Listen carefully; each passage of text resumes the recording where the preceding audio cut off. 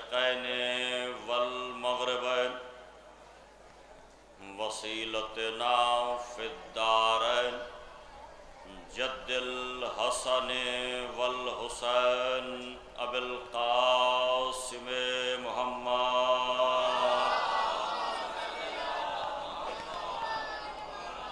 وأہل بیتہ الطیبین الطاہرین المعصومین المظلومین ولعنۃ اللہ علی اعدائہم اجمعین من لیلنا الی قیام یوم الدین اما بعد فقط قال حق سبحانہ وتعالی بسم اللہ الرحمن الرحیم هو الذی ارسل رسولہ بالہدی ودین الحق لیظہرہ علی الدین کلہ ولو کرہ المشرکون صلوات۔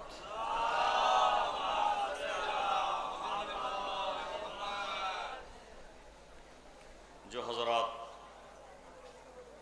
باہر تشریف فرما ہیں، میں ان سے گزارش یہ کرنا چاہوں گا کہ فرش عزا سے محرومی یہ اچھی علامت نہیں ہے۔ فرش عزا پر آنا ملائکہ کی سیرت ہے اور معصومین کی سیرت ہے۔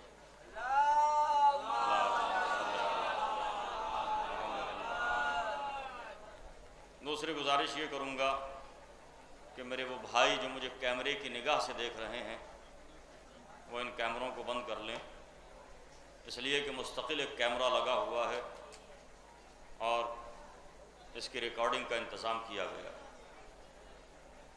آپ حضرات اگر زحمت نہ ہو تو فرش عزا پر تشریف لائیں، اس لیے کہ فرش عزا پر آنا ہی معرفت کی دلیل ہے اور یہیں سے توفیقات کے دروازے کھلتے ہیں۔ ایک صلوات اور بآواز بلند آپ پڑھیے محمد و آل محمد۔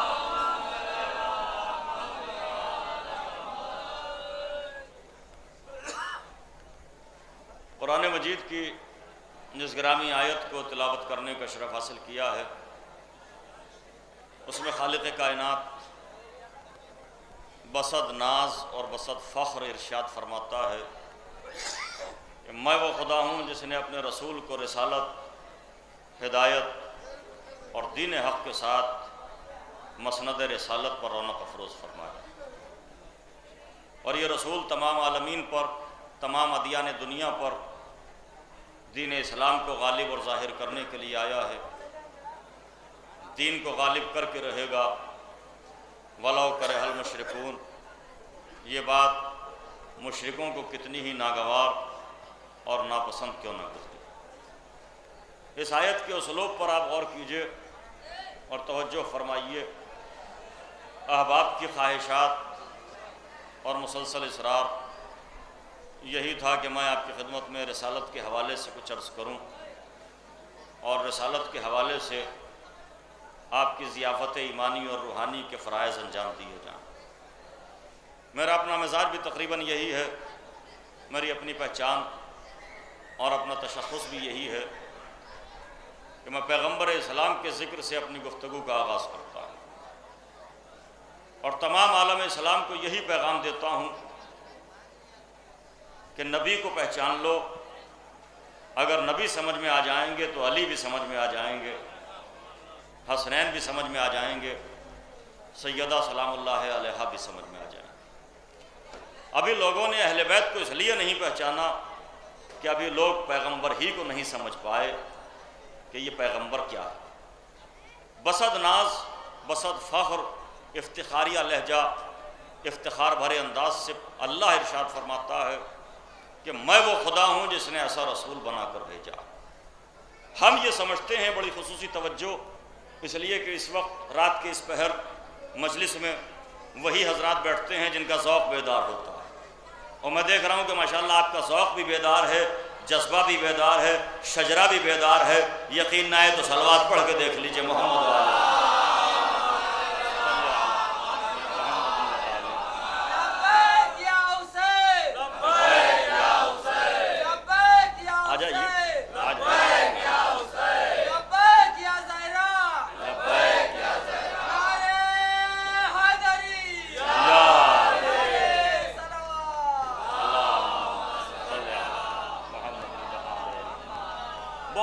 آہستہ آہستہ اپنی بات کا آغاز کروں گا. سرکار آگے تشریف لے آئیں.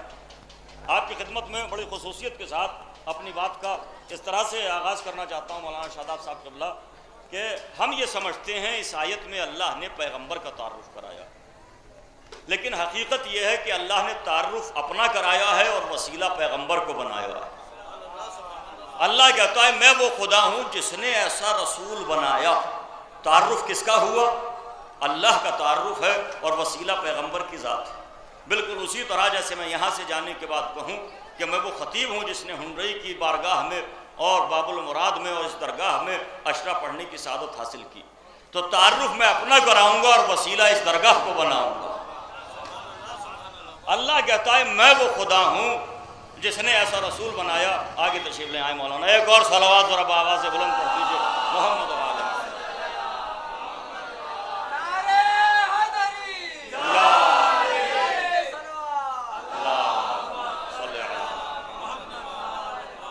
خالق کائنات رب العزت قادر مطلق حاکم علی الاطلاق علی کل شیء قدیر لا یدرک الصفات قدیم بالذات، وہ عجز جس کی ذات کو چھو کر نہیں گزرا، عاجزی جس کے قریب سے نہیں گزری، جو علی کل شیء قدیر ہے، وہ اپنا تعارف کراتے ہوئے پیغمبر کی ذات کو وسیلہ بنا رہا ہے اور ارشاد فرماتا ہے میں وہ خدا ہوں جس نے ایسا رسول بنایا، ایسا ہادی بنایا، ایسا رہبر بنایا، ایسا نمائندہ بنایا، ایسا جان کائنات بنایا. تمہاری ہدایت کے لیے میں نے ایسا پیغمبر بھیجا.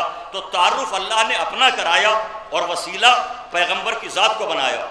آنکھ سے آنکھ ملا کے رکھیے گا، اس لیے کہ جب آنکھ سے آنکھ ملتی ہے تو راستے دل کی گہرائی تک پہنچتے ہیں.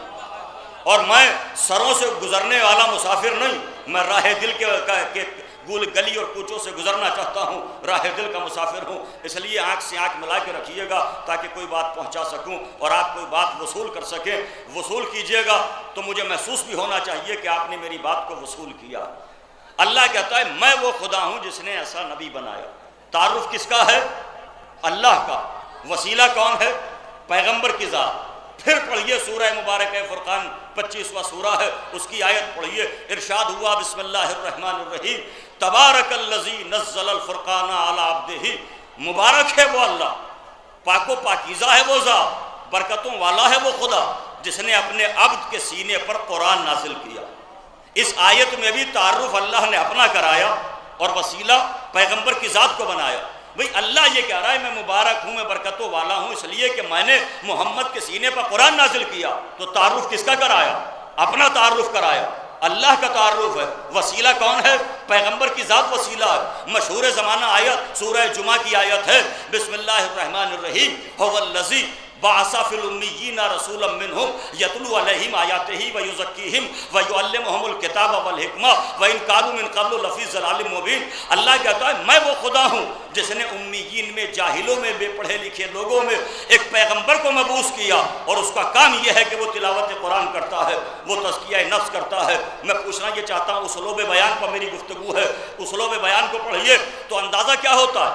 اللہ نے تعارف اس آیت میں بھی اپنا کرایا. میں وہ خدا ہوں جس نے جاہلوں میں ایک پڑھا لکھا پیغمبر بھیجا، ایک رسول بھیجا، ایک ہدایت کرنے کے لیے ہادی بھیجا. تعارف کس کا ہوا؟ اللہ کا. وسیلہ کون ہوا؟ پیغمبر کی ذات. سورہ بنی اسرائیل کی آیت سبحان الذی اسری بعبدہ لیلا من المسجد الحرام الی المسجد الاقصی. اللہ کہتا ہے میں سبحان ہوں، میں پاک و پاکیزہ ہوں اس لیے کہ میں اپنے بندے کو راتوں رات معراج پر لے گیا. تعارف کس کا ہوا؟ اللہ کا. وسیلہ کون ہوا؟ پیغمبر کے سفر معراج کو وسیلہ بنایا. بڑی خصوصی توجہ، یہاں پیغمبر کو بھی نہیں بلکہ پیغمبر کے سفر معراج کو وسیلہ بنایا گیا. پھر اللہ نے کہا الرحمن علم القرآن خلق الانسان علمہ البیان. اللہ کہتا ہے میں رحمان ہوں اس لیے کہ میں نے محمد کو علم قرآن عطا کیا. تعارف اپنی رحمانیت کا کرایا، وسیلہ محمد کے علم کو بنایا. جاگیے میں نے جملہ ہدیہ کیا ہے. ارے جس کے علم کو اللہ اپنے تعارف کا وسیلہ قرار دے اس نبی کے لیے یہ بحث کرنا کہ وہ امی تھے. الرحمن علم القرآن. تعارف اللہ نے اپنی رحمانیت کا کرایا. میں وہ رحمان ہوں جس نے محمد کو علم قرآن عطا کیا. تعارف اللہ نے اپنا کرایا. وسیلہ پیغمبر کی ذات کو بنایا. ان ساری آیتوں میں آپ میری طرح متوجہ ہو، ان تمام آیتوں میں اللہ نے تعارف اپنا کرایا، وسیلہ پیغمبر کو بنایا، میں وہ خدا ہوں جس نے ایسا رسول بنایا، پاک و پاکیزہ ہے وہ خدا جس نے اپنے محمد کے سینے پر قرآن نازل کیا، پاک و پاکیزہ ہے وہ ذات جو اپنے بندے کو معراج پر لے گئی راتوں رات، پاک و پاکیزہ ہے وہ خدا جو معراج پر لے گیا، رحمان ہے وہ خدا جس نے محمد کو علم قرآن عطا کیا، وہ خدا وہی تو ہے جس نے جاہلوں میں ایک پیغمبر کو بھیجا۔ ان ساری آیتوں کو پڑھنے کے بعد اور قرآن کا اسلوب بیان دیکھنے کے بعد نتیجہ یہی نکلتا ہے کہ تعارف اللہ نے اپنا کرایا، وسیلہ محمد مصطفیٰ کو بنایا۔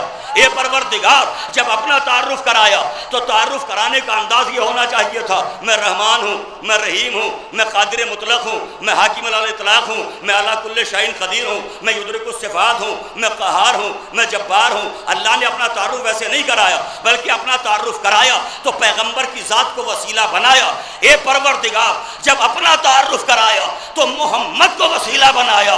اتنا اور بتا دے، جب محمد کا تعارف ہوگا وسیلہ کسے بنائے گا؟ ذریعہ تعارف کسے قرار دے گا؟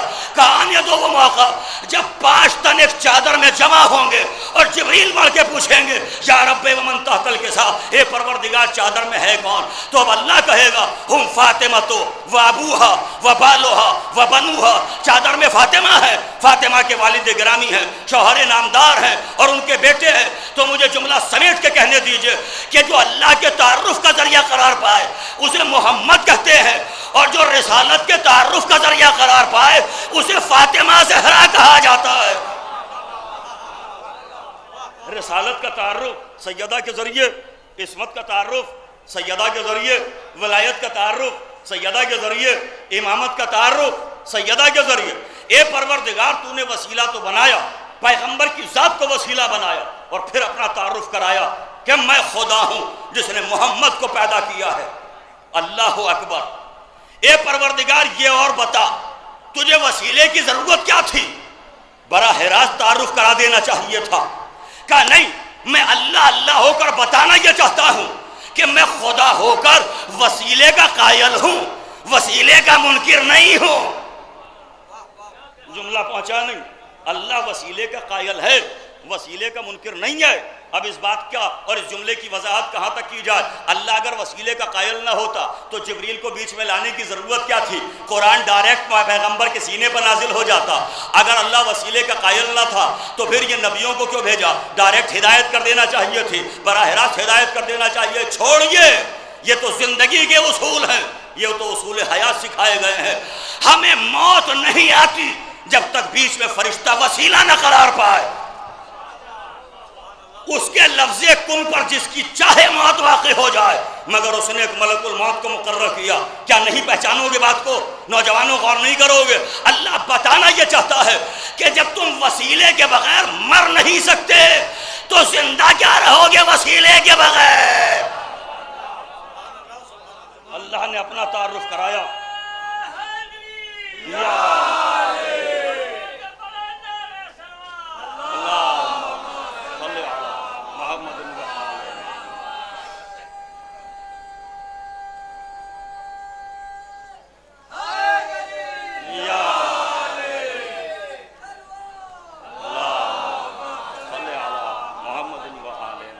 ذریعہ تعارف کون ہے؟ وسیلہ تعارف کون قرار پایا؟ پیغمبر کی ذات، اللہ کا تعارف ہے اور پیغمبر کو وسیلہ بنایا گیا ہے۔ اے پروردگار، تو نے وسیلہ انہیں کیوں بنایا؟ کہا اگر وسیلہ میں نہ بناؤں تو لوگ وسیلے کے منکر ہو جائیں گے۔ نہیں پروردگار، کوئی خوبصورت جواب چاہیے میرے اس خاموش مجمع کو۔ کہا سنو، میں بندوں کو بتانا یہ چاہتا ہوں تم محتاج ہو، میں مختار ہوں۔ جب میں مختار خالق کائنات ہونے کے بعد اپنا تعارف ان کے وسیلے کے بغیر نہیں کراتا تو تم ان کے وسیلے کے بغیر اپنی پہچان کیسے چاہتے ہو؟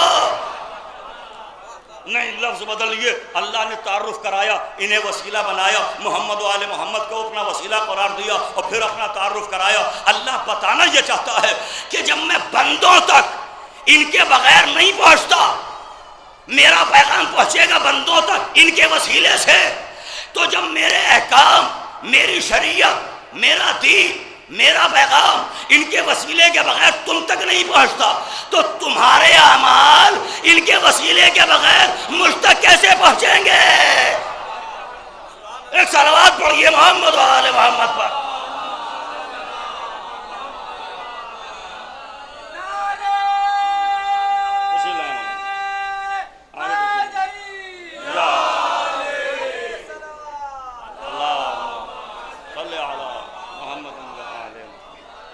یہ منقبت کے اشعار کی طرح بکھرا ہوا مجمع اگر تسبیح کے دانوں کی طرح منظم ہو کے فرشی اعضا پہ آ جائے،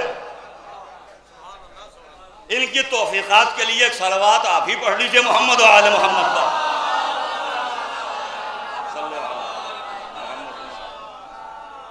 پیغمبر رسول جانے کائنات اتنا ہلکا سمجھا ہے لوگوں نے، ابھی رسول ہی کو نہیں سمجھا کہ رسول ہے کیا۔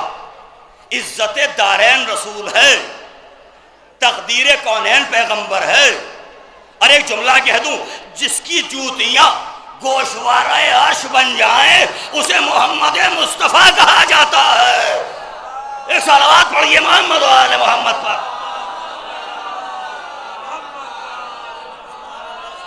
ابھی اس رسول ہی کو نہیں سمجھا۔ وما ينطق عن الهوى ان هو الا وحی یوحی، جس کے عصمت تکلم کی قسمیں قرآن کھاتا ہو۔ اب لوگ کہیں گے لفظ پھر سخت بول دیا۔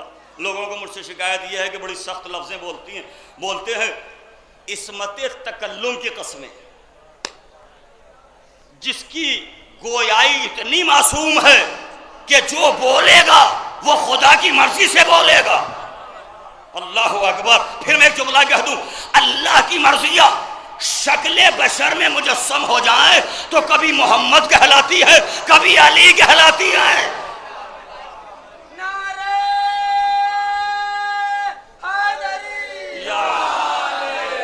آئیے بھائیو، آ جائیے تشریف لے آئیں۔ کم سے کم وہ حضرات تو تشریف لائیں جنہیں ہم سے یہ شکایت ہے کہ ہم علی کا ذکر کرتے ہیں، نبی کا تذکرہ نہیں کرتے۔ کم سے کم وہ تو تشریف لائیں جن کا دعویٰ یہ ہے کہ ہم مدنی آقا کے ماننے والے ہیں، اور مدنی آقا کے مانے بغیر کوئی علی کو مان ہی نہیں سکتا۔ یہ بات بھی اپنی جگہ پر مسلم ہے۔ مدنی آقا کو وہی مانے گا جو علی کو مانے گا، اور علی کا پیروکار وہی ہوگا جو نبی کا پیروکار ہوگا۔ سمجھیں کہ رسول کیا ہے؟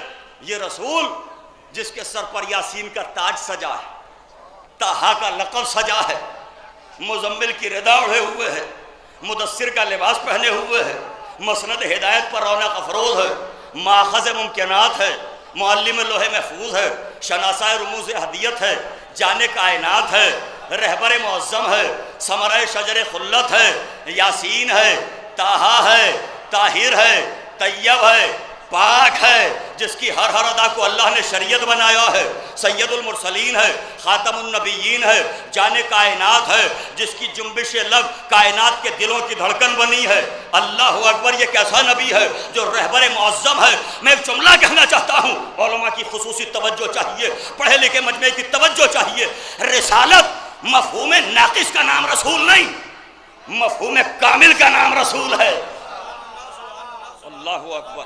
مفہوم کامل کا نام رسول ہے، ایک کمپلیٹ کانسیپٹ کا نام رسول ہے۔ ایک میرے دوست مجھ سے کہنے لگے، مولانا قرآن میں تو لکھا ہے کہ پیغمبر نے کہا انما انا بشر مثلکم۔ پیغمبر نے قرآن کی آیت ہے، میں قرآن سے باہر نہیں بول رہا ہوں، قرآن کی آیت ہے قل انما انا بشر مثلکم، میری طرح متوجہ رہنا۔ اللہ نے قرآن میں اس آیت کو رکھا اور اپنے پیغمبر سے کہلوایا، قل کہو انما انا بشر مثلکم، میں تم جیسا بشر ہوں۔ کہا تو مولانا اگر ہم یہ کہتے ہیں نبی ہم جیسے تو اس میں خطا کیا ہے؟ میں نے کہا آپ ادھوری آیت پڑھتے ہیں، پوری آیت نہیں پڑھتے۔ کہا مولانا پوری آیت کیا ہے؟ میں نے کہا یہ آیت اس طرح سے ہے، قل انما انا بشر مثلکم یوحی الی، میں تم جیسا بشر ہوں مگر مجھ پر وحی آتی ہے۔ یہی ایک لفظ فرق سمجھانے کے لیے کافی ہے۔ نوجوانوں اگر بیدار ہوتے تو جملہ تو مکمل میں نے کہا ہے، بات تو میں نے مکمل پہنچائی ہے۔ ادھوری آیتیں نہ پڑھو، اس لیے کہ قرآن میں تو یہ بھی لکھا ہے کہ لا تقربوا الصلاۃ، خبردار نماز کے قریب نہ جانا۔ تو قرآن میں تو یہ بھی ہے کہ نماز کے قریب نہ جانا، مگر یہ جملہ مکمل نہیں، کمپلیٹ سینٹنس یہ ہے وَأَنْتُمْ سُكَارَى، واو حالیہ ہے، جب تم نشے کی حالت میں ہو تو نماز کے قریب نہ جانا، جب نشے کی حالت میں ہو تو نماز کے قریب نہ جانا۔ اسی کلیے کو یہاں لا کے رکھیے، پیغمبر نے ضرور کہا میں تم جیسا بشر ہوں، مگر آیت میں یہ بھی تو ہے کہ مجھ پر وحی آتی ہے۔ ارے تم ہو، نبی نبی ہے، تم پر ایک دن فرشتہ آ جائے تو تم نہیں رہتے، اور وہ نبی ہے جس کی بارگاہ میں دن رات فرشتے آ رہے ہیں، تو یہ بھی تو سمجھیے کہ یوحا الیہ، پیغمبر نے فرمایا مجھ پر وحی آتی ہے۔ اچھا کبھی کبھی غور کیا کرو، قرآن کو سمجھا کرو، آیتوں کی گہرائی میں اترا کرو، اور پیغمبر کی معرفت حاصل کرو کہ میرا نبی کیا ہے، اللہ نے کہنا کیا ہے چاہا ہے قرآن میں، قُلْ إِنَّمَا أَنَا بَشَرٌ مِثْلُكُمْ، میرے حبیب کہہ دو ان سے کہ میں تم جیسا بشر ہوں، میں تم جیسا بشر ہوں۔ حقیقت ہے، قرآن میں لکھا ہے، میں نے ایک جملہ کہنا چاہ رہا ہوں، اگر ٹیچر اپنے طالب علم سے کہے میں تم جیسا ہوں، اس کا مطلب یہ ہے وہ اسے ادب سکھا رہا ہے، وہ اسے طریقہ سکھا رہا ہے۔ اسی لیے لفظ بولا جاتا ہے تادیباً اور تعلیماً، یہ جو پیغمبر نے کہا کہ میں تم جیسا بشر ہوں، یہ ادب سکھانے کے لیے کہا، علم پہنچانے کے لیے کہا، تاکہ کوئی احساس کمتری میں مبتلا نہ ہو جائے۔ میں نے اپنے دوست سے، جو میرے دوست تھے، جگری دوست ہیں، آج بھی ہیں، میرے تعلقات خراب نہیں ہوئے، اس لیے کہ علمی باتوں میں تعلقات خراب نہیں ہوتے، تعلقات وہاں خراب ہوتے ہیں جہاں مغلظات بکی جاتی ہیں، جہاں ایک دوسرے کا گریبان پکڑا جائے، وہاں تعلقات خراب ہوتے ہیں۔ علمی بحث کیجئے، علمی میدان میں آئیے، علمی بات کیجئے۔ اللہ نے کہا اے میرے حبیب کہو کہ میں تم جیسا بشر ہوں، انہوں نے کہا یہ تو لکھا ہے۔ میں نے کہا چلیے آپ نے آیت دکھا دی، بڑی توجہ پیچھے تک بیٹھنے والے تمام سامعین کی خصوصی توجہ اور التفات۔ میں نے کہا آپ نے یہ آیت تو دکھائی، قرآن میں لکھی ہے کہ نبی نے فرمایا میں تم جیسا بشر ہوں، جاؤ پورا قرآن اٹھا کے لاؤ، کہیں ایک آیت ایسی دکھاؤ جس میں اللہ نے یہ کہا ہو کہ تم محمد جیسے بشر ہو۔ اللہ اکبر، بات تو مکمل ہے نا، بات پہنچ رہی ہے۔ نبی کہے میں تم جیسا، یہ بات اور ہے، اور خدا یہ کہے تم نبی جیسے، یہ بات اور ہے۔ ایک انٹر کا طالب علم یہ کہہ سکتا ہے، ایک بی اے کا ٹیچر، بلکہ یہ مثالیں بھی چھوٹی ہیں، میں پیغمبر کی مثال دے رہا ہوں، بڑے سے بڑا کائنات کا پڑھا لکھا آدمی اگر یہ کہے میں تم جیسا، تو اس میں ایک تعویل کا رخ پیدا ہوتا ہے کہ وہ بھی کل اسی مرحلے سے گزرے ہیں، ٹھیک، لیکن کوئی تیسری یا چوتھی جماعت کا طالب علم ٹیچر سے یہ نہیں کہہ سکتا کہ ہم بھی تم جیسے ہیں، اس لیے کہ دونوں میں فرق ہے۔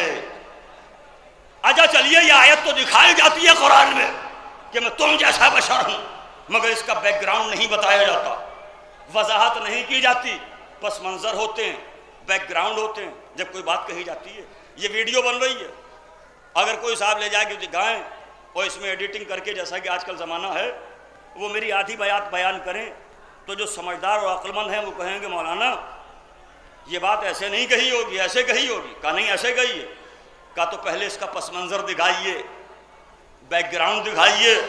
ویسے ہی آیتوں کے بھی پس منظر ہوتے ہیں۔ اگر پیغمبر نے یہ کہا میں تم جیسا بشر ہوں تو کس سے کہا؟ کیا صحابہ سے کہا؟ کیا ازواج مطہرات سے کہا؟ کیا پاس بیٹھنے والوں سے کہا؟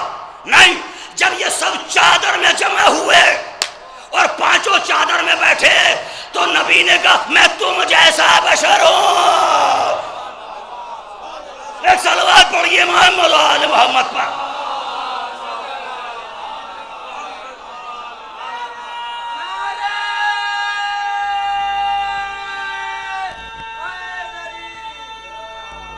سلامت رہو۔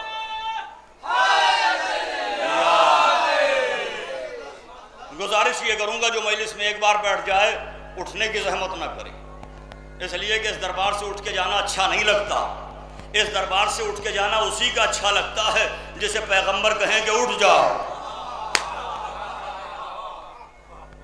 اس دربار میں تو بلایا جاتا ہے، قریب لایا جاتا ہے، فاصلے مٹائے جاتے ہیں، یا فرقوں کے فاصلے مٹاؤ، فرقوں کی باتیں ختم کرو اور صرف رسول کو سمجھو کہ رسول کیا ہے، جان کائنات ہے رسول، رہبر معظم ہے رسول۔ پھر اسی آیت کی طرف آپ کی توجہ مبذول کرانا چاہتا ہوں جو آیتیں میں نے ابھی پڑھی۔ اللہ نے کہا میں وہ خدا ہوں جس نے ایسا نبی بنایا۔ فخر کیا، فخر، اب فخر سے چھوٹی کوئی لفظ تو نہیں ہے، فخر تو سمجھ میں آ رہا ہے نا، میں ہندی تو نہیں بول رہا ہوں۔ فخر، اللہ نے فخر کیا میں وہ خدا ہوں جس نے ایسا نبی بنایا۔ ساری آیتیں پڑھیے جتنی میں نے پڑھی ہیں، سب آیتیں اللہ نے فخریہ کہا میں وہ خدا ہوں۔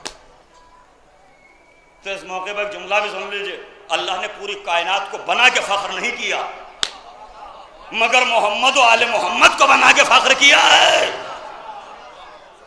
ہواؤں کو پیدا کیا آوارگی کے ساتھ، غنچوں کو پیدا کیا چٹک کے ساتھ، کوثر کو پیدا کیا روانی کے ساتھ، حوروں کو بنایا غیر جوانی کے ساتھ، سورج کو بنایا ضیاء کے ساتھ، چاند کو بنایا خنکی کے ساتھ، ستاروں کو بنایا چمک کے ساتھ، دریاؤں کو بنایا روانی کے ساتھ، سمندر کو بنایا طغیانی کے ساتھ، پھولوں کو بنایا مہک کے ساتھ، انسان کو بنایا عقل کے ساتھ۔ اب کوئی عقل کا استعمال کرے یا نہ کرے یہ اس کا اپنا ذاتی مسئلہ ہے، مگر اللہ نے عقل جیسا جوہر انسان کو دیا، تو اللہ نے پوری کائنات کو بنایا مگر فخر نہیں کیا۔ جب محمد و آل محمد کو بنایا تو فخر کر کے کہا میں ان کا خالق ہوں، میں نے انہیں بنایا ہے، میں نے انہیں پیدا کیا ہے۔ اس آیت پر پھر ذرا سا میں ٹھہروں گا اور رکوں گا۔ فخر کر کے کہا میں وہ خدا ہوں جس نے ایسا نبی بنایا۔ یہ فخر ہے کہ نہیں ہے؟ اب میں آپ کو حسینی صاحب کی طرح جھنجھوڑنے سے تو رہا، حالانکہ یہ ہمارا کام ہے، ہم تو قبر تک پیچھا نہیں چھوڑتے، وہاں بھی شانہ ہلا کے تلقین سناتے ہیں، مگر تلقین بھی اسی کو سنائی جاتی ہے جس میں سننے کی صلاحیت ہوتی ہے۔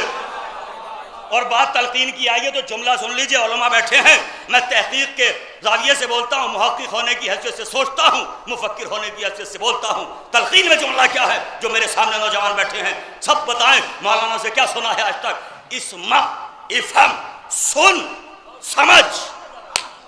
جب سن کہہ دیا تو سمجھ کیوں کہا؟ یہ سمجھ کہنے کی ضرورت کیوں پیش آئی؟ اس کا مطلب یہ کہ آپ کو بتایا جا رہا ہے کہ سن کے گزر جانا اسلام نہیں، فکر کرنا اور غور کرنا اسلام ہے۔ ایک صلوات پڑھیے بآواز بلند محمد و آل محمد کا۔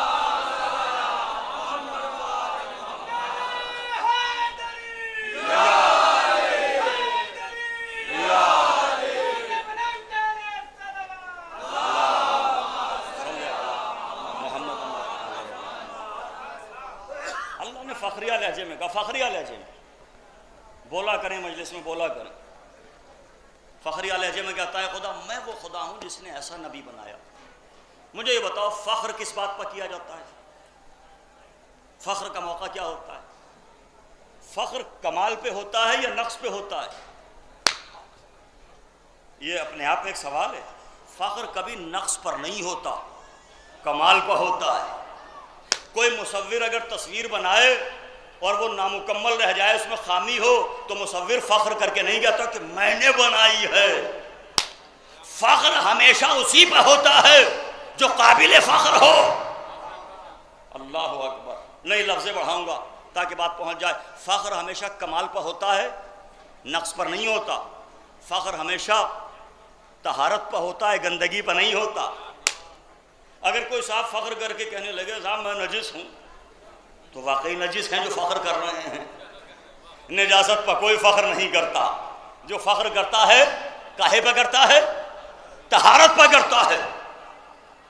علم پہ فخر ہوتا ہے، جہالت پہ نہیں ہوتا۔ نور پہ فخر ہوتا ہے، ظلمت پہ نہیں ہوتا۔ اندھیرے پہ فخر ہوتا ہے یا اجالے پہ ہوتا ہے؟ کہ مولانا اجالے پہ فخر ہوتا ہے، اندھیرے پہ کوئی شام والا بھی فخر نہیں کرتا۔ جن کا مقدر ہی شام میں وہ بھی فخر نہیں کرتے شام۔ تو فخر ہمیشہ کاہے پہ ہوتا ہے؟ پیغمبر سے اللہ نے کیا کہا؟ میں وہ خدا ہوں جس نے ایسا نبی بنایا۔ تو اگر فخر کیا تو پھر مانو کہ اللہ نے محمد کو باکمال بنایا، کمال کی مسند پر بٹھایا، یہ جملہ بھی کم ہے۔ ارے ایسا باکمال بنایا کہ کمال ہی محمد کے صدقے میں کمال بنا۔ میرے نبی کا نام ہے، صلوات تو بآواز بلند پڑھیے محمد و آل محمد۔ بہت شکر گزار۔ مجھے زیادہ خریداروں کی ضرورت نہیں، مجھے زیادہ خریداروں کی ضرورت نہیں، بس 5 خریدار ہوں میں جی مجلس میں، جو سامنے بیٹھے ہوں، پنجتن کے صدقے میں میں مجلس پڑھ لے جاتا ہوں، اس لیے کہ ہمارے یہاں تعداد دیکھی بھی نہیں جاتی، ہمارے یہاں کثرت پر فخر ہوتا بھی نہیں ہے۔ خلوص نیت سے اگر علی نے ایک ضربت بھی لگائی ہے تو کائنات کی عبادتوں پر بھاری ہوئی ہے۔ ایک صلوات پڑھیے محمد و آل محمد پر۔ آپ بولیے بھائی، آگے آئیے، آگے آئیے، آپ یہاں آئیے، آگے آئیے۔ ایک اور صلوات اور آواز سے بلند پڑھیے محمد و آل محمد۔ اگر اللہ نے، خالق کائنات نے، رب العزت نے میرے نبی کی ذات پر فخر کیا ہے تو پھر مانو کہ کوئی کمال ایسا نہیں جو میرے نبی کے دروازے پر نہ آیا ہو۔ فخر کمال پر ہوتا ہے، نقص پر نہیں ہوتا۔ اب میں دست ادب جوڑ کے پوچھنا چاہ رہا ہوں، معاف کیجیے گا، میں بہت دیر سے جہاں پہنچانا چاہ رہا ہوں میری کمی ہے، میں نہیں پہنچا پا رہا ہوں اس جملے تک۔ اللہ نے کہا میں وہ خدا ہوں جس نے جاہلوں میں ایک نبی کو بھیجا۔ فخر کیا نا، تو ہاتھ جوڑ کے پوچھ لوں، اگر جاہلوں میں ان جیسا ہی بھیجا تو فخر کس بات پر کیا؟ بولو بولو۔ اگر جاہلوں میں بھیجا تو پڑھانے کے لیے بھیجا ہے، پڑھنے کے لیے نہیں بھیجا۔ اللہ نے فخر کیا ہے، میرے نبی کی ذات پر فخر کیا ہے۔ اور اس آیت پر بھی غور کریں تمام مسلمان، میں دعوت فکر دے کے جا رہا ہوں، میں ایک مسلمان ہونے کی حیثیت سے بول رہا ہوں۔ قرآن میرے پیش نظر ہے، سیرت رسول پڑھی ہے، غور کریں اس آیت پر بھی مسلمان۔ جو سورہ جمعہ کی آیت ہے، هو الذی بعث فی الامیین رسولا منہم یتلو علیہم آیاتہ، وہ خدا وہی تو ہے جس نے امیین میں بے پڑھے لکھے لوگوں میں ایک نبی کو مبعوث کیا۔ پھر اس نبی کا کام بتایا، کام کیا ہے؟ یتلو علیہم آیاتہ، تلاوت کرتا ہے اور تلاوت کرتا رہے گا۔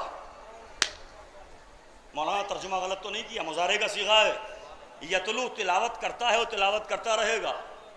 یزکیہم نفسوں کو پاک کرتا ہے اور پاک کرتا رہے گا۔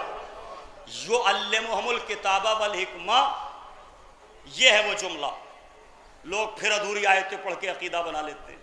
یہاں تک آیت پڑھی کہ امیین میں ایک نبی کو بھیجا جو انہی میں سے ہے، اور یہ سمجھ لیا کہ جیسے وہ امی ہیں ویسے یہ بے پڑھے لکھے ہیں۔ میں دعوت فکر دے رہا ہوں، بات میری ریکارڈ ہو رہی ہے، آیت کو دوبارہ پڑھو، پورا پڑھو، آیت ہی میں جواب موجود ہے، غور کیوں نہیں کرتے ہو؟ اللہ نے یہ کہا کہ امیین میں بھیجا، بے پڑھے لکھے لوگوں میں بھیجا، اور یہ نبی بھی انہی میں سے ہے، یعنی اسی شہر کا ہے، انہی بستی کا ہے، انہی کی بستی کا ہے، انہی کے قریے کا ہے۔ اور اس نبی کا کام یہ ہے کہ یہ تلاوت بھی کرتا ہے، تزکیہ نفس بھی کرتا ہے، وَيُعَلِّمُهُمُ الْكِتَابَ وَالْحِکْمَةَ، اور علم کتاب و حکمت بھی دے رہا ہے۔ تو اگر بے پڑھا لکھا ہے تو علم کیسے دے رہا ہے؟ اس کا مطلب یہ ہے کہ قرآن نے یہ لفظ رکھ کے بہت بڑا مسئلہ حل کر دیا، یعلمہم الکتاب والحکمہ، علم دیتا ہے اور علم دیتا رہے گا۔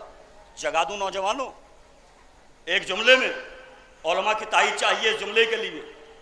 نبی کا مقصد بعثت یہ بتایا گیا کہ تلاوت کرتا ہے اور کرتا رہے گا، نفس پاک کرتا ہے اور پاک کرتا رہے گا، علم کتاب و حکمت دیتا ہے اور علم کتاب و حکمت دیتا رہے گا۔ تو قیامت تک قرآن رہے گا، قیامت تک یہ آیت رہے گی، اور آیت قیامت تک کہتی رہے گی کہ تلاوت ہو رہی ہے، نفس پاک ہو رہے ہیں، علم کتاب و حکمت دیا جا رہا ہے۔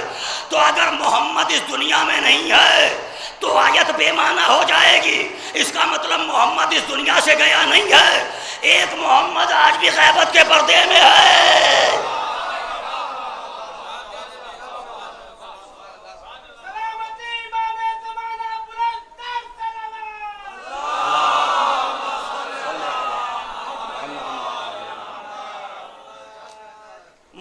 کوشش کی ہے کہ میں آیتوں کے ذریعے اور خوبصورت نتائج کے ذریعے سے قوم کو متوجہ کروں اور بیدار کروں امت مسلمہ کو کہ نبی کو سمجھیں، نبی کو پہچانیں۔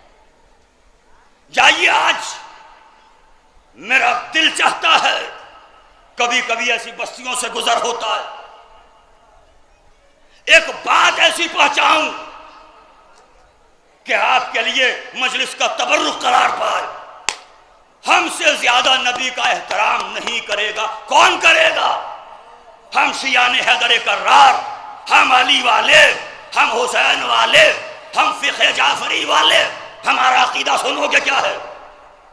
تاکہ اتحاد کرنے میں مزید آسانی ہو جائے، بات پہنچانے میں مزید آسانی ہو جائے۔ ہمارا عقیدہ پڑھو، ہماری فقہ کی کتابیں، ہمارے علماء نے، فقہا نے کیا لکھا ہے؟ ہمارے فقہا یہ لکھتے ہیں کہ بغیر وضو، بغیر طہارت آپ قرآن کو نہیں چھو سکتے۔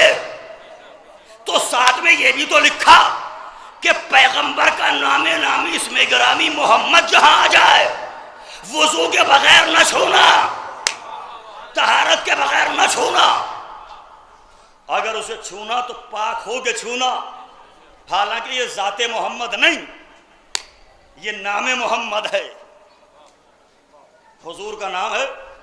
غور کیجئے، میں تو دباؤ نہیں دوں گا کہ حضور کے نام پہ آپ کو صلوات پڑھنا چاہیے تھی، میں نہیں بتاؤں گا، یہ تو آپ کو مجلس بتا رہی ہے۔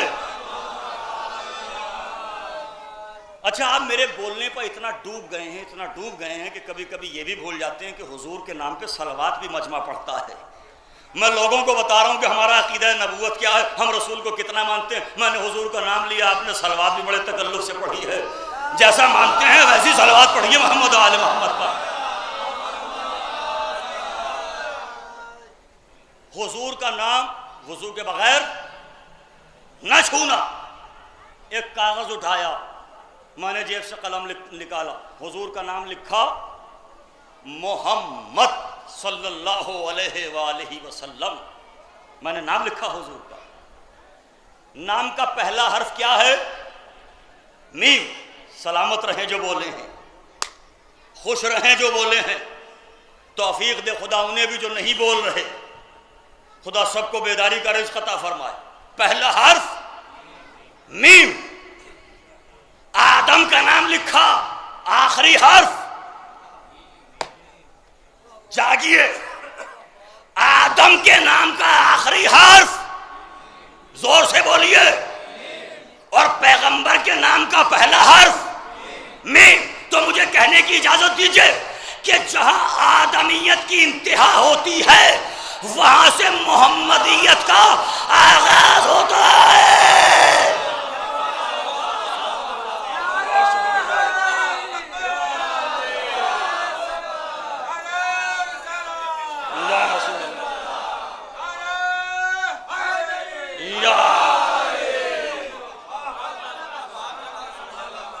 اس سے آسان نقطہ میرے کشکول خطابت میں اور نہیں ہے، زیادہ توقعات نہ رکھیے گا۔ میں چاہتا ہوں آپ میرے معیار سماعت پہ آئیں، آپ یہ چاہتے ہیں میں آپ کے معیار سماعت پہ آؤں۔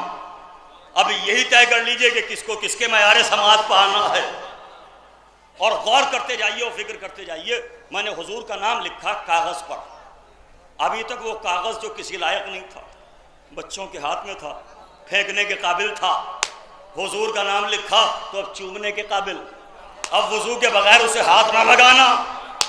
اس کا مطلب یہ ہے کہ نسبت عظمت سے ہے، عظمت نسبت سے ہے۔ جیسے منسوب ہو گیا، لوگ ہم سے پوچھتے ہیں یہ لکڑی، یہ لوہے کی راڈ، اس میں آپ پنجہ اور علم لگاتے ہیں تو اسے چومتے کیوں ہیں؟ ارے منسوب ان سے ہو گیا جو طیب و طاہر ہیں۔ نسبت سے عظمت ہے، اور نسبت کی عظمت کو سلام کرنا چاہیے۔ آدم کو سجدہ کیوں تھا؟ آدم کو سجدہ نہیں، نسبت کو سجدہ تھا، حکم الہی کو سجدہ تھا۔ تو اب ہم نے حضور کا نام لکھا کاغذ پر اور اسے رکھ دیا۔ ایک صاحب آئے جنہوں نے جان بوجھ کر، خدا نہ خواستہ علیہم باللہ، جان بوجھ کر اس نام نامی پر حضور کے اپنا قدم رکھ دیا۔ بتائیں مجھے، یہ کھڑا ہوا مجمع باہر تک بیٹھے ہوئے خاموش لوگ، بیدار لوگ، بولتے ہوئے سامعین، سب سے میں پوچھ رہا ہوں، انہیں پتا تھا یہ حضور کا نام ہے؟ قدم رکھ دیا، کاہے پر؟ اسم محمد پر۔ میں قافیے میں بولوں گا سرکار، اسم محمد پر قدم رکھ دیا۔ کہا مولانا یہ کافر ہو گئے، یہ دائرہ اسلام سے باہر ہو گئے۔ کیوں؟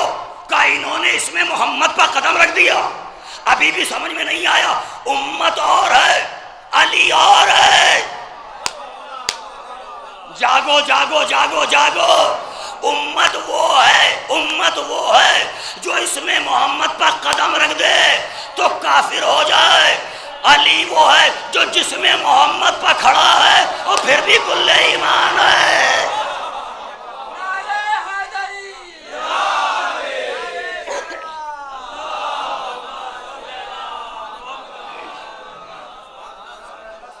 علی جسم محمد پر کھڑے ہیں اور پھر بھی کل ایمان۔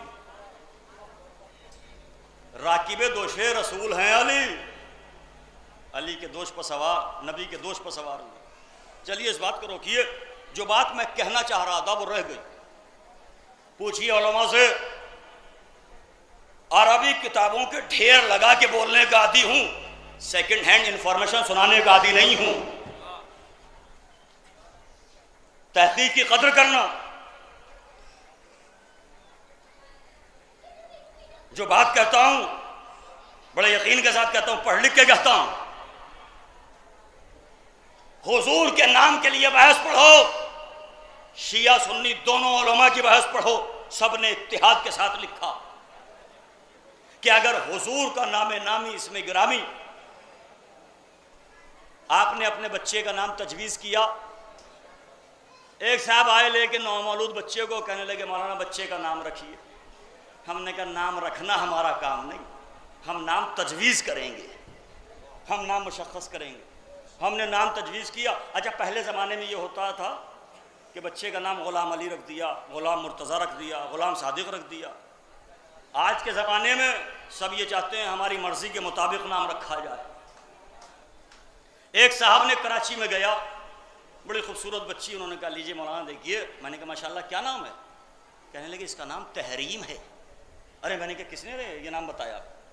کہاں سے آپ نے یہ نام تجویز کیا؟ کہا مولانا قرآن میں ہے۔ میں نے کہا قرآن میں کہا؟ کہا سورہ ہے قرآن میں پورا۔ تو میں نے کہا قرآن میں تو سورہ کافرون بھی ہے، بیٹا پیدا ہوگا کافرون نام رکھ دینا۔ قرآن میں لفظ ہونا اس بات کی دلیل نہیں، قرآن میں لفظ ہونا اس بات کی دلیل نہیں کہ وہ محترم و معظم اتنا ہو گیا کہ آپ اپنے بچے کا نام رکھ لیں۔ وہ طیب و طاہر کے پہلو میں ضرور ہے، مگر خود طیب و طاہر نہیں ہو سکتا۔ نمرود کا نام ہے کہ نہیں ہے؟ فرعون کا نام ہے کہ نہیں ہے قرآن میں؟ سورہ مشرکون قرآن میں ہے کہ نہیں ہے لفظ مشرکون؟ کہا بالکل ہے۔ تو ابھی تو یہی نہیں معلوم لوگوں کو نام کیا تجویز کرنا ہے۔ اچھا مجلس میں پڑھنے لگی ہے تو لوگ کہتے ہیں سخت بول رہے ہیں۔ نام کا سلسلہ سن کے جائیے گا، قانون کہ ہمارے علماء نے قانون کیا دیا۔ میرے بیٹا پیدا ہوا، میں نے چاہا میں اپنے بیٹے کا نام حضور کے نام پہ محمد رکھوں۔ میرا نام تھا وسیع اصغر، اور میں نے چاہا کہ اپنے نام کو اپنے بیٹے کے نام کے ساتھ جزو لازم بناؤں۔ میں چونکہ نہیں جانتا تھا مسئلہ، میں نے کہا وسیع محمد، وسیع پہلے محمد بعد میں۔ حالانکہ ایسا ہے نہیں، میں نے مثال دے رہا ہوں۔ میں نے اپنے بیٹے کا نام محمد وسیع ہی رکھا ہے۔ علماء سے پوچھو، علماء کہتے ہیں کہ یہ الاؤ نہیں، اجازت نہیں کہ آپ کسی کا نام نبی کے نام سے پہلے رکھ دیں۔ مثلا آپ نے سنا کسی کا نام ابراہیم محمد ہو، ابراہیم پہلے محمد بعد میں؟ بولو۔ کسی کا نام اسماعیل محمد؟ ہم اپنی بات چھوڑیں، نبیوں کی فہرست دیکھیے، کسی کا نام موسیٰ محمد دیکھا ہے آپ نے؟ نہیں۔ کیسے ہوتا ہے نام؟ کہا جب نام ہوگا محمد ابراہیم، محمد پہلے ابراہیم بعد میں۔ آپ بھی صاحب سنیے، موسیٰ بعد میں، محمد پہلے، محمد موسیٰ، محمد عیسیٰ، محمد ابراہیم، محمد یحییٰ، محمد زکریا۔ اب ایک جملہ کہوں گا صاحبان زبان کے لیے، جو پہنچے گا سلام کروں گا، جو نہیں پہنچوں گا اس کے لیے توفیق کی دعائیں مانگوں گا۔ نبیوں کو بھی برائے نام میرے نبی کے نام کے آگے آنے کی اجازت نہیں ہے۔ علی ذرا غور کیجئے، انبیاء بہت بڑے ہیں، کیا کہنا ان کے درجوں کا، مگر نبیوں کو برائے نام یہ اجازت نہیں کہ وہ محمد کے نام کے آگے آ جائے۔ اب ایک سوال کرنا چاہ رہا ہوں، جب نبیوں کو یہ اجازت نہیں کہ محمد کے نام کے آگے آ جائے تو کسی امتی کو یہ اجازت کیسے ہے کہ وہ نماز پڑھانے میں محمد کے آگے کھڑا ہو جائے؟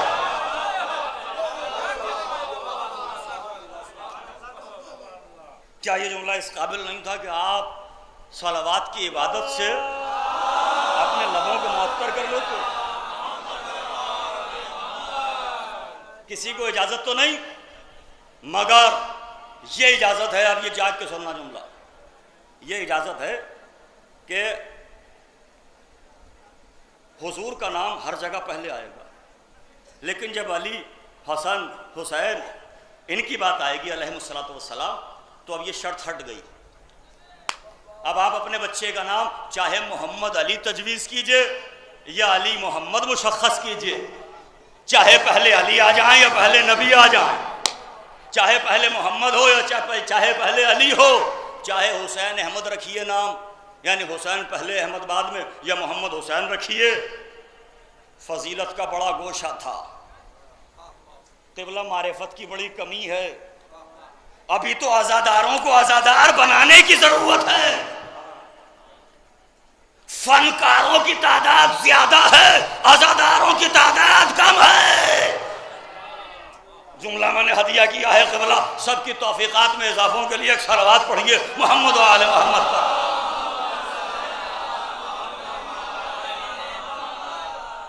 یہ اجازت ہے کہ چاہے محمد پہلے آئے یا علی، محمد علی نام تجویز کیجئے یا علی محمد، حسین احمد یا محمد حسین، حسن محمد یا محمد حسن، چاہے یہ پہلے آ جائیں یہ پہلے۔ میرا چہرہ دیکھ رہے ہیں، اس کے لیے دلیل بھی چاہیے، تو آئے مباہلہ اٹھا کے دیکھو، ابنانا و ابناکم، نسانا و نساکم، انفسنا و انفسکم، چھوٹوں کا نام پہلے ہے، بیٹوں کا ذکر پہلے ہے نہیں۔ اور آگے بڑھ جائیے، جب پیغمبر موجود تھے اور جبریل نے پوچھا کون ہے چادر کے نیچے، تو تعارف ایسے ہونا چاہیے تھا کہ چادر میں محمد ہے، محمد کی بیٹی ہے، محمد کا داماد ہے، محمد کے نواسے ہیں، مگر تعارف ایسے نہیں ہوا، تعارف ایسے ہوا چادر میں فاطمہ ہے، ان کے والد گرامی ہیں، ان کے شوہر نامدار ہیں۔ اس کا مطلب یہ ہے چاہے یہ پہلے آ جائے یا یہ پہلے آ جائے، اس لیے کہ قرآن پر قرآن رکھا جا سکتا ہے مگر قرآن پر دوسری کتاب نہیں رکھی جا سکتی۔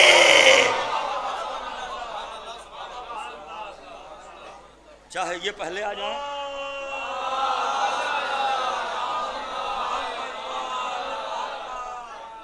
یہ صلوات جس میں ایسا لگے جیسے چندہ مانگ کے صلوات پڑھوائی ہے،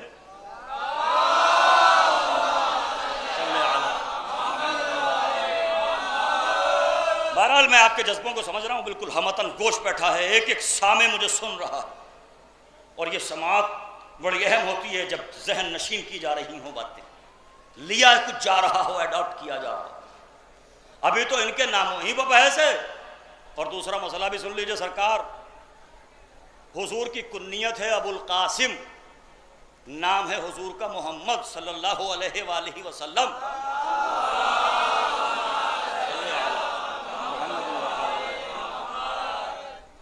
کسی کو یہ اجازت نہیں کہ وہ اپنے بیٹے کا نام بھی حضور کے نام پہ محمد رکھ لے اور کنیت بھی ابو القاسم رکھ لے، یہ اجازت ہی نہیں۔ اگر آپ نے بیٹے کا نام محمد رکھا ہے تو کنیت ابو القاسم نہیں رکھ سکتے، آپ کنیت کچھ اور رکھیے، اور اگر کنیت ابو القاسم رکھنا ہے تو نام محمد نہ رکھیے، نام کچھ اور رکھیے۔ یعنی شریعت یہ بتا رہی ہے آپ کو کہ کسی بھی پہلو سے یہ ظاہر نہ ہونے پائے کہ آپ محمد کو اپنے جیسا سمجھتے ہیں، یہ اجازت نہیں۔ پڑھو کتابیں، دونوں فرقوں کی بڑی بڑی کتابوں کے حوالے میرے ذمہ ہیں، اور جب چاہیے گا میں حاضر کر دوں گا۔ سب علماء نے اتفاق کے ساتھ لکھا، اتحاد کے ساتھ لکھا کہ کسی کو یہ اجازت نہیں تھی کہ اپنے بیٹے کا نام محمد تجویز کرے اور نہ کنیت ابو القاسم رکھے، مگر علی کو یہ اجازت تھی، علی کو یہ شرف حاصل تھا، علی کو یہ بتایا گیا تھا کہ میرے بعد تمہارے یہاں ایک بیٹا پیدا ہوگا خولہ بنت جعفر کے بطن سے، اس کا نام محمد رکھنا، کنیت ابو القاسم رکھنا۔ چنانچہ جب علی کا بیٹا محمد حنفیہ پیدا ہوئے تو نام محمد رکھا گیا، کنیت ابو القاسم رکھی گئی۔ یہ شرف علی کو حاصل ہے، کسی اور کو یہ شرف حاصل نہیں ہے۔ یہ نبی ہے نبی، یہ رسول ہے رسول۔ کائنات کی جتنی خوبصورتیاں ہیں، کائنات میں جتنا بکھرا ہوا حسن ہے، کائنات میں جتنا حسن آپ کو نظر آتا ہے، وہ میرے نبی کی جوتیوں کے ذرات کی خیرات ہے۔ اس کے علاوہ کیا کہہ سکتا ہوں؟ کتنا حسین و جمیل بنایا۔ اب سنو میرے نوجوانوں جو سننا چاہتے ہو اسی موضوع پر، آ رہا ہوں، بہت زیادہ دیر آپ کو اس عبادت میں مصروف نہیں رکھوں گا۔ پیغمبر کو خالق حقیقی نے ایسا حسین و جمیل اور خوبصورت بنایا کہ حضور کا سایہ بھی نہیں بنایا۔ کیا نہیں بنایا؟ سایہ، سایہ ہوتا ہے ریفلیکشن، نہیں بنایا۔ اب جو علماء سے پوچھا کہ سایہ کیوں نہیں بنایا، تو علماء نے بتایا کہ سایہ حضور کا اس لیے نہیں تھا، میری طرح متوجہ رہیں، سایہ کیوں نہیں تھا؟ کہ سایہ اس لیے نہیں تھا کہ اگر سایہ ہوتا نبی کا تو سایہ زمین پر پڑتا اور نبی کے ساتھ چلنے والے کا قدم سائے پہ آ جاتا۔ مشیت کو گوارا نہیں ہوا کہ میرے نبی کے سائے پر کسی کا قدم آئے۔ ابھی بھی فرق سمجھ میں نہیں آیا۔ صحابہ اور ہیں، علی اور ہے۔ صحابہ وہ ہیں جنہیں نبی کے سائے پر قدم رکھنے کا شرف حاصل نہیں ہے۔ میرا مولا وہ ہے جسے دوش پیغمبر پر قدم رکھنے کا شرف حاصل ہے۔ صلوات پڑھیے محمد و آل محمد۔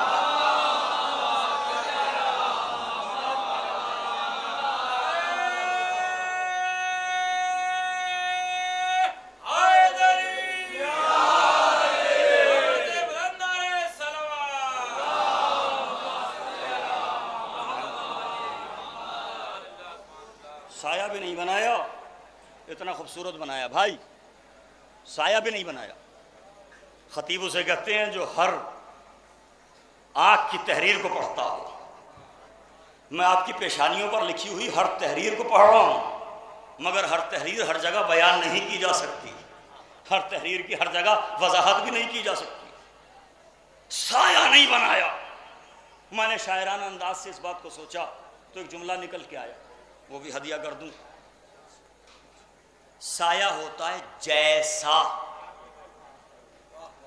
کیا ہوتا ہے؟ سایہ جیسا۔ اگر میں شیروانی میں پہنے ہوئے دوپہر میں یہاں کھڑا ہو جاؤں تو سائے میں وہی نظر آئے گا، شیروانی ظاہر ہوگی، چشمہ ظاہر ہوگا، سایہ ہوگا جیسا۔ مشیت کو یہ بھی گوارا نہ ہوا کہ میرے نبی کا سایہ نبی جیسا ہو جائے۔ یا علی جملہ تو میں نے ہدیہ کیا ہے، جملہ تو میں نے مکمل کہا ہے۔ خدا کو یہ بھی گوارا نہیں کہ محمد کا سایہ محمد جیسا ہو جائے۔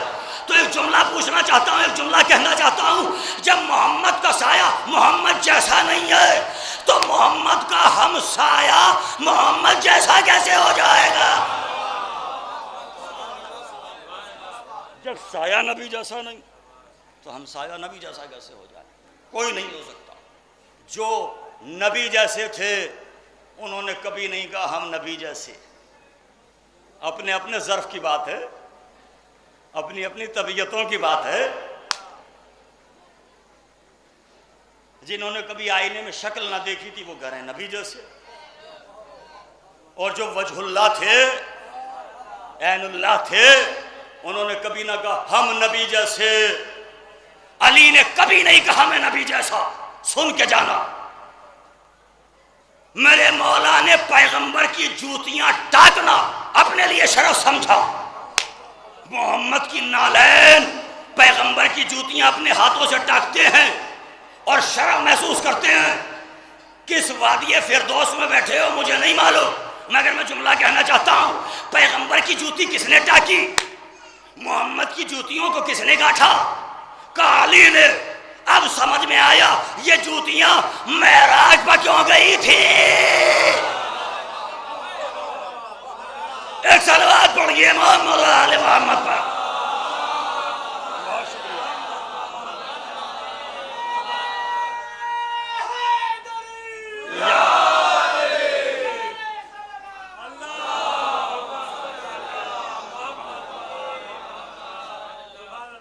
اب سمجھ میں آیا ان جوتیوں کا مرتبہ جنہیں علی ٹاکا۔ علی نے کبھی نہیں کہا میں نبی جیسا، حسن نے کبھی نہیں کہا میں نبی جیسا، حسین نے کبھی نہیں کہا کہ میں نبی جیسا۔ جو نبی جیسے تھے، میں زور کیوں دے رہا ہوں جملے پر، تاریخ اگر آپ کے پیش نظر ہوتی یا آپ مجلس میں ویسے حاضر ہوتے جیسے حاضری کا حق ہے تو آپ جھوم جاتے۔ جو تھے نبی جیسے، اٹھنے میں، بیٹھنے میں، جاگنے میں، سونے میں، رفتار میں، گفتار میں، انداز میں، طریقے میں، حد یہ ہے اپنوں نے دیکھا تو نبی سمجھا، غیروں نے شب ہجرت سوتا ہوا دیکھا تو محمد سمجھ لیا۔ مگر انہوں نے کبھی نہیں کہا کہ ہم نبی جیسے، وہ کبھی نہیں کہتے کہ ہم پیغمبر جیسے، وہ کہہ رہے ہیں کہ ہم نبی کے ادنا غلاموں میں سے غلام ہیں۔ ان کے ساری کی انتہا تو دیکھیے، عاجزی کا کلائمیکس دیکھیے علی کا۔ علی کہہ رہے ہیں میں نبی کا غلام ہوں، تو نبی کو سمجھیے۔ اور پھر ایک جملہ یہاں سے رسالت سے ولایت تک آ کر بات کو مکمل کر رہا ہوں۔ جو نبی جیسے تھے، پڑھ چکا ہوں پوری مجلس، جن کی طبیعت، تینت، رفتار، گفتار، انداز بڑے استدلال اور دلائل کے ساتھ پڑھ چکا ہوں۔ جب 25 برس کے بعد بعد رسول زمانہ بھٹک بھٹک کے اور ٹھوکرے کھا کھا کے علی کے دروازے پہ آیا،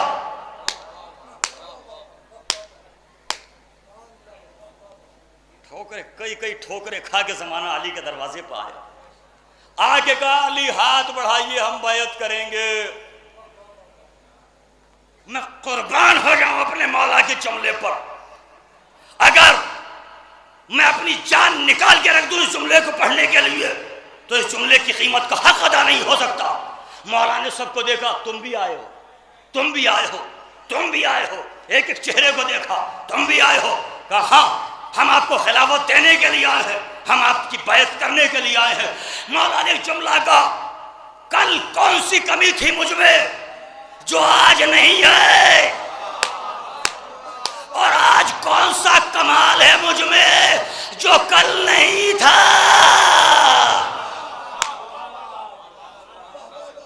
سب شرمندہ ہوئے۔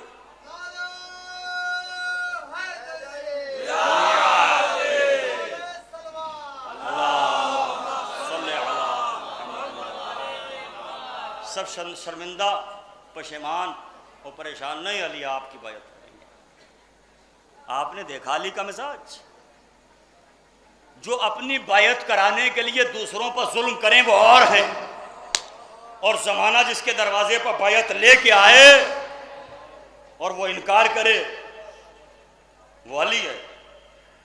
علی نے تو نصیریوں سے ملنے والی خدائی نہیں لی، وہ کسی کا تخت حکومت کیا لیتے، مگر علی نے منع کیا نہیں۔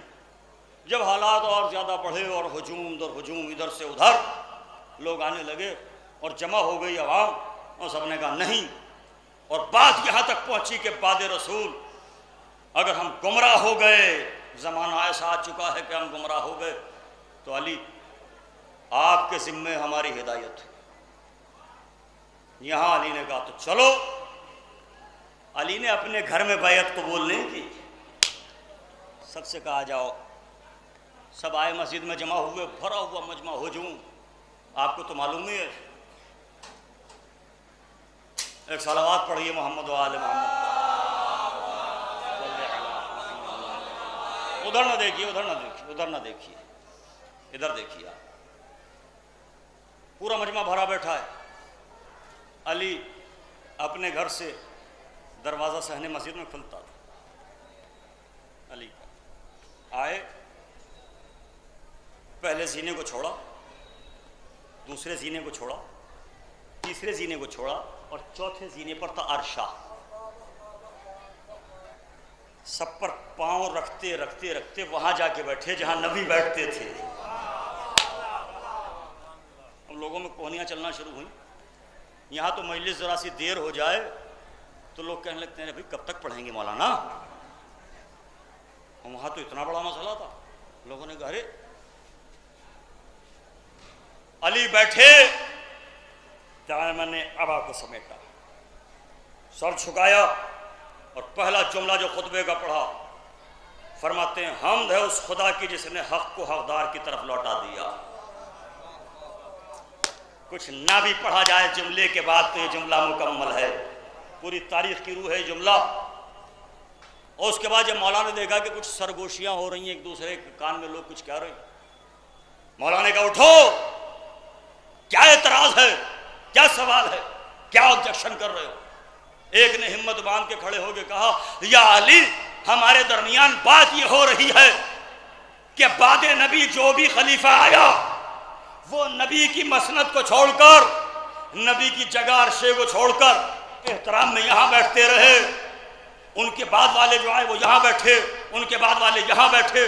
تاریخ پڑھنا جرم نہیں ہے، میں کسی کو برا نہیں کہہ رہا ہوں، میں تاریخ پڑھ رہا ہوں۔ اے علی، آپ نے تو انتہا کر دی، آپ تو وہیں بیٹھ گئے جہاں نبی بیٹھتے تھے۔ میرے مولا نے لکڑی کے بنے ہوئے منبر پر ہاتھ مار کے جملہ کہا جو تاریخ کی پیشانی کی زینت بنا ہوا ہے۔ مولا فرماتے ہیں یہ لکڑی کا بنا ہوا وہ منبر ہے جس پر نبی بیٹھتے تھے، میں یہاں بیٹھ گیا، تمہیں اعتراض ہو رہا ہے؟ خدا کی قسم، مجھے تو مہر نبوت پر کھڑے ہونے کا شرف حاصل ہے۔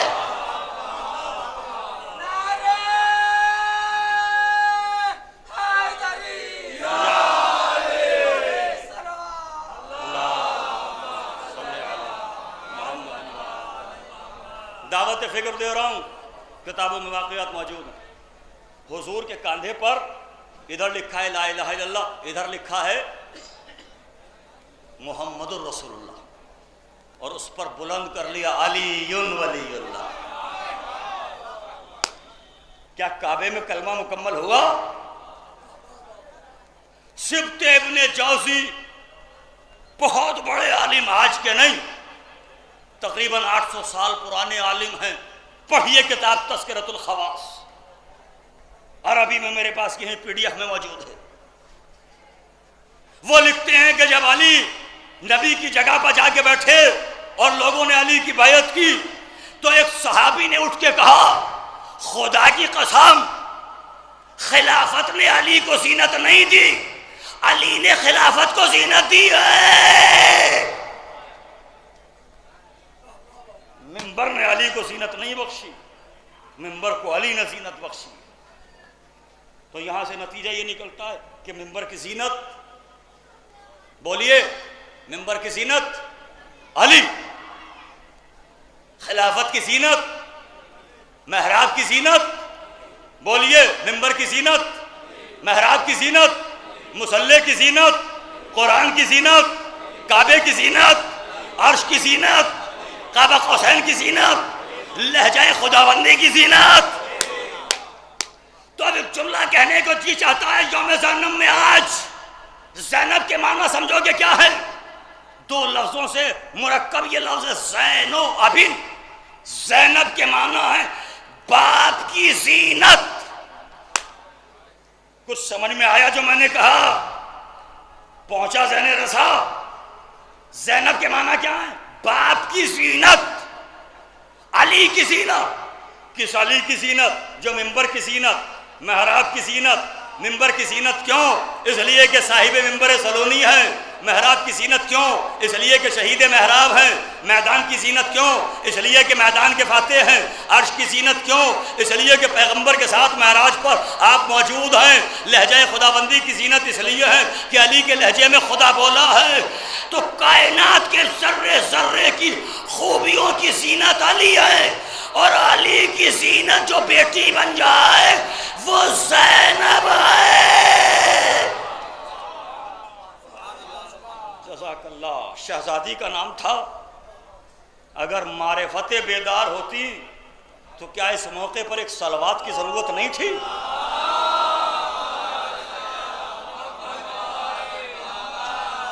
سرکار میں تو بالکل اپنی گفتگو کی آخری سرحد پر ہوں۔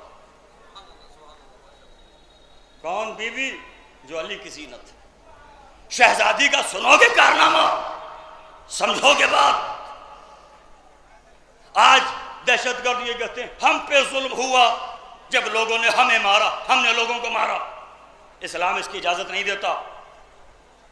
اور اگر اسی لیے آپ دہشت گرد بنے ہیں کہ آپ پہ ظلم ہوا، تو دنیا کی سب سے بڑی دہشت گرد قوم ہمیں ہونا چاہیے تھا۔ اس لیے کہ جوان ہمارے مارے گئے، بچے ہمارے مارے گئے، گھر ہمارا جلایا گیا، حق ہمارا چھینا گیا، مسند ہماری قبضائی گئی، ہمیں ہونا چاہیے تھا۔ اور کربلا کے بعد تمام شیعوں کو تلوار اٹھا لینا چاہیے تھی، میدان میں آ جانا چاہیے تھا۔ ہم سب کو وہی کرنا چاہیے تھا جو لوگ کر رہے ہیں جہاد کے نام پر، مگر کیوں نہیں کیا؟ فرق محسوس کیا کبھی آپ نے؟ یہ میری شہزادی کا کارنامہ ہے، یہ علی کی بیٹی کا کارنامہ ہے۔ فطرت کیا ہے انسان کی؟ نیچر کیا ہے قبلہ؟ فطرت یہ ہے کہ اگر آپ پر کوئی حملہ کرے تو آپ کا ہاتھ اٹھتا ہے بدلے کے لیے۔ باہر تک بیٹھنے والی انجمنوں کا مفہوم یہ نہیں ہے جو آج بنا لیا ہے۔ غور کریں اس جملے پر۔ جو میں جملہ دینا چاہ رہا ہوں شاید مجلس کا تاریخی جملہ ہو جائے۔ مولا مجھے توفیق دیں کہ میں پڑھ سکوں، اور مولا آپ کو توفیق دیں کہ آپ سمجھ سکیں۔ جب کسی پر ظلم و زیادتی ہوتی ہے اس پر ہاتھ اٹھایا جاتا ہے، وہ بدلے میں ہاتھ اٹھاتا ہے۔ انتقام کے لیے بدلے کی بھاونا بیدار ہوتی ہے، انتقام کی آگ بھڑکنے لگتی ہے، اس کا ہاتھ اٹھتا ہے۔ کربلا کے بعد ہم سب کے ہاتھ اٹھ گئے ہوتے انتقام کے لیے۔ اگر زینب کی بصیرت نہ ہوتی، زینب نے انتقام کے لیے اٹھنے والے ہاتھوں کو سینے کا رخ دے کے ماتم جیسی عبادت کو قائم کر دیا۔ یہ ماتم زینب کی دین ہے، یہ زینب کی تعلیم ہے، یہ زینب نے سکھایا ہے۔ کون زینب؟ علی کی بیٹی زینب، رسول کی نواسی زینب، بطول کی ورثہ دار چادر تطہیر زینب، خواب خدیجہ کی تکملہ ساز تعبیر زینب،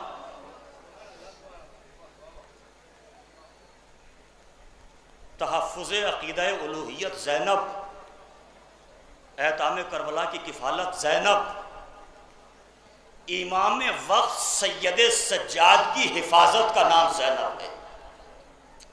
اللہ اکبر۔ کون ہے زینب؟ ابھی ہم نے سمجھا ہی نہیں شہزادی کو کہ شہزادی کا مرتبہ کیا ہے، کس کی زبان میں طاقت ہے کہ جو شہزادی کے فضائل و مصائب پڑھ سکے۔ مگر آج کی تاریخ یوم زینب کے نام سے مخصوص ہے۔ یوم تو گزر گیا، دن بھر آپ نے ماتم کیا، مجلسیں سنی، اب تو شب زینب ہے۔ کل شام غریبہ میں آپ نے مصائب سنے ہوں گے اپنی اپنی بستیوں میں۔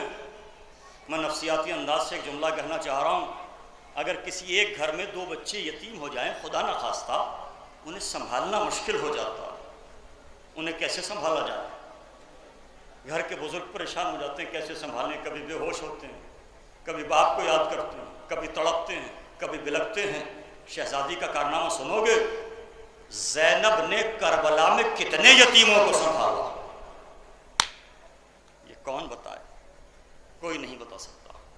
اور ہم یہ سمجھتے ہیں کہ زینب صرف اسیر ہو گئی کربلا میں، 11ویں محرم کو ہاتھ پس پشت سے باندھ دیے گئے، زینب اسیر ہو گئیں۔ یہ جملہ ہلکا ہے، ارے قیامت ٹوٹ پڑے اس جملے پر کہ رسول کی بیٹیاں جن کے بالوں کو کبھی سورج نے نہ دیکھا، جن کا سایہ کبھی کسی نے نہ دیکھا، ان کے سروں سے چادریں چھین لی جائیں۔ اجرکم اللہ۔ زیادہ دیر ذکر مصائب نہیں، بس چند جملے سنیے۔ کربلا میں شہادت کے انداز بدلے ہوئے۔ ہم یہ سمجھتے ہیں کہ کربلا میں حسین شہید ہوئے، علی اکبر شہید ہوئے، عباس شہید ہوئے، اور محمد شہید ہوئے، قاسم شہید ہوئے، حبیب ابن مظاہر شہید ہوئے، یعنی علی اصغر اور مولا امام حسین تک یہ فہرست 72 کی ہم گناتے ہیں کہ 72 شہید ہیں۔ کیا زینب شہید نہیں ہیں کربلا میں؟ شریعت محمدی میں ذبیحے کے 3 طریقے ہیں۔ جب کسی جانور کو ذبح کیا جاتا ہے 3 طریقے۔ ایک طریقہ وہ ہے جو عام طور پہ ذبح کیا جاتا ہے۔ دوسرا طریقہ، اونٹ کو ذبح نہیں کیا جاتا، اونٹ کو نہر کیا جاتا ہے۔ تیسرا اور آخری طریقہ سنو گے عزادارو، تیسرا اور آخری طریقہ یہ ہے کہ مچھلی کو نہ ذبح کیا جاتا ہے نہ مچھلی کو نہر کیا جاتا ہے، مچھلی کو پانی سے باہر نکال لیا جائے، یہی اس کا ذبیحہ ہے۔ سن رہے ہو اور ماتم نہیں کر رہے ہو؟